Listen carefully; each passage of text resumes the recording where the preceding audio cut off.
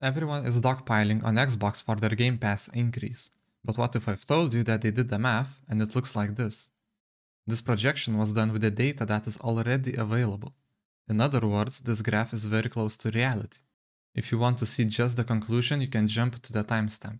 But first of all, before going in depth with the numbers, we need to understand how the Game Pass even got here. Back in 2017, Xbox was in trouble.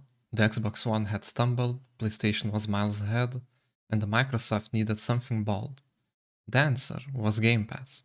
One monthly fee, get the library of games, plus every new Xbox release on day one. It worked. By 2020, 15 million subscribers. By 2021, 18 million. By 2022, 25 million. And then Microsoft pulled the classic megacorp move. They killed Xbox Live Gold, rebranded it as Game Pass Core, and poof, millions of players suddenly counted as Game Pass subs. By early 2024, the total hit 34 million. That's not just growth, that's Microsoft rewriting the scoreboard. The groundwork for this change was laid in mid-2024. Microsoft initiated a round of price hikes and tier simplification, increasing Xbox Game Pass Ultimate from $16.99 to $19.99 per month, and discontinuing the original console-only tier for new subscribers.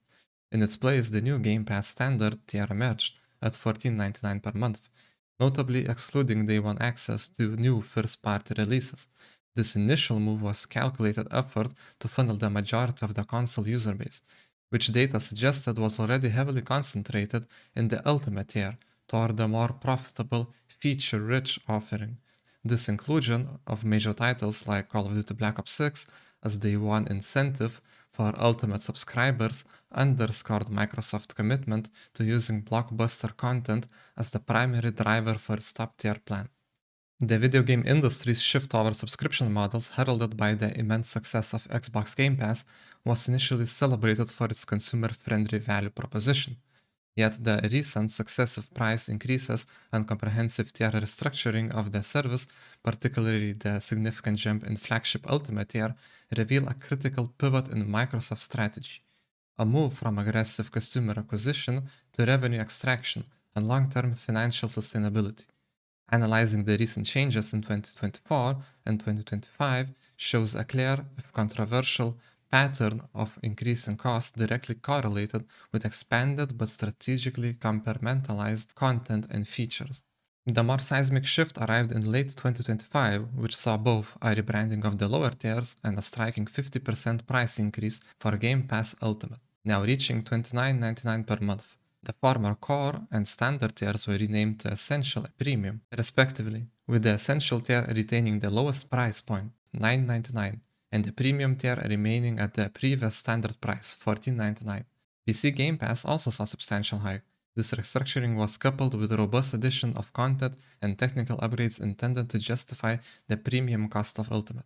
Microsoft bundled significant perks like Fortnite Crew and Ubisoft Plus Classics into Ultimate, alongside promises of over 75 day one releases annually and upgraded cloud streaming quality. We know that there is $5 billion revenue from the Game Pass for 2025. We also know there are roughly at the time 34 million users, since the 34 million number was released for February of 2024. It could not have changed that much in a year, especially since the price that happened during the time in July of 2024 was for the Ultimate tier, and only from $16.99 to $19.99, which would hardly make any significant changes to the user base. Furthermore, we need to adjust for the spikes in subscribers for big games.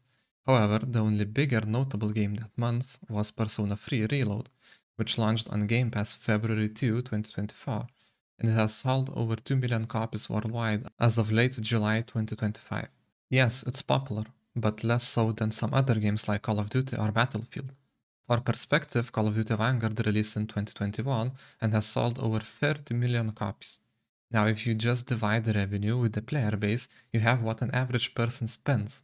But that's not relevant, but anyway, for fun, it's $147 on average per person using the Game Pass.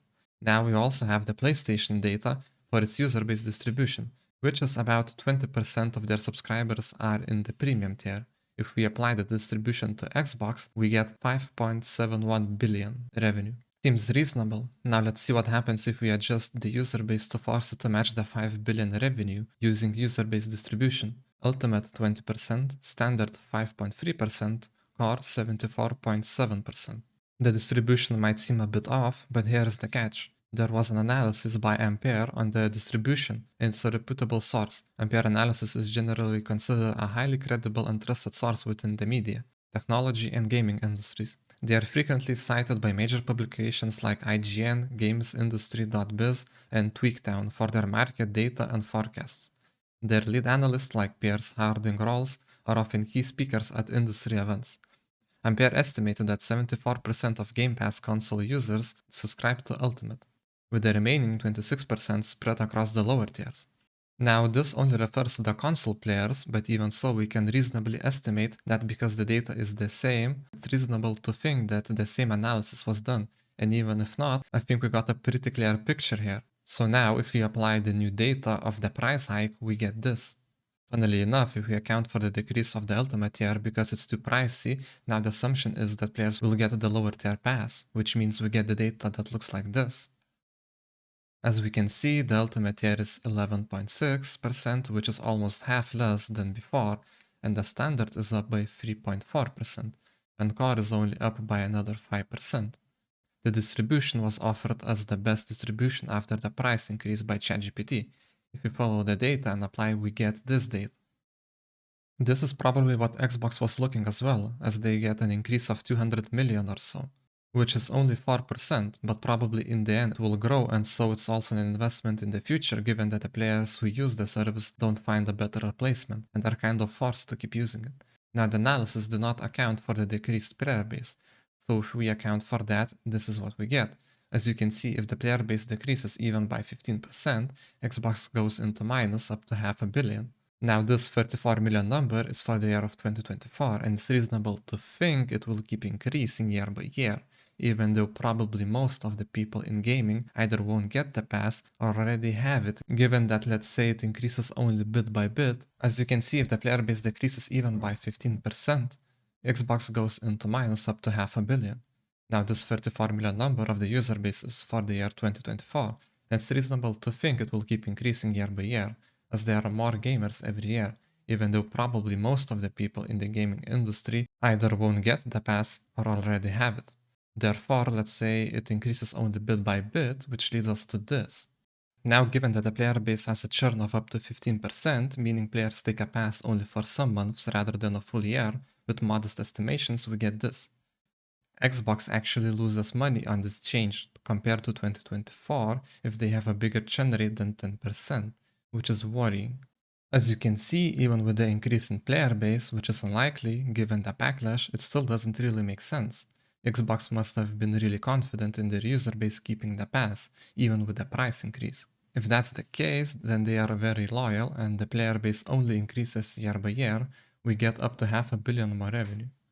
So there it is, it's probably what Xbox was aiming at. This is very profitable for subsequent years, as in 26 they might get up to $500 million more in revenue, long term. Even with the churn rate, Xbox will go into green again, so it's a long-term profit goal. Because Game Pass isn't just about subs. Once you're in, you're more likely to buy DLC, skins, or currency for the games you've already hooked on. So when people say Game Pass is unsustainable, Microsoft's answer is simple. The subscription isn't the product. You are. The pass gets you in the door, and the real money flows from everything after. Press A to install. Here's the catch. Xbox might already be near its subscriber ceiling. Most Xbox owners who want Game Pass already have it. That's why Microsoft's focus has shifted. Push harder on PC Game Pass, expand cloud gaming, and the nuclear option, publish Xbox games on rival consoles. It sounds backwards, but it makes sense. Microsoft doesn't care if you're playing Halo on Xbox, PC, or PlayStation, as long as you're in the Game Pass ecosystem. Your wallet belongs to them. This isn't about adding players anymore. It's about squeezing more value out of the players they already have. Microsoft doesn't care about winning console wars anymore. They want to win the platform war. The one where Xbox isn't a box in your living room, it's a subscription tied to your credit card. So next time you scroll through your Game Pass library, remember, this isn't just a Netflix for games. It's Microsoft's attempt to reshape the gaming industry itself, one monthly charge at a time.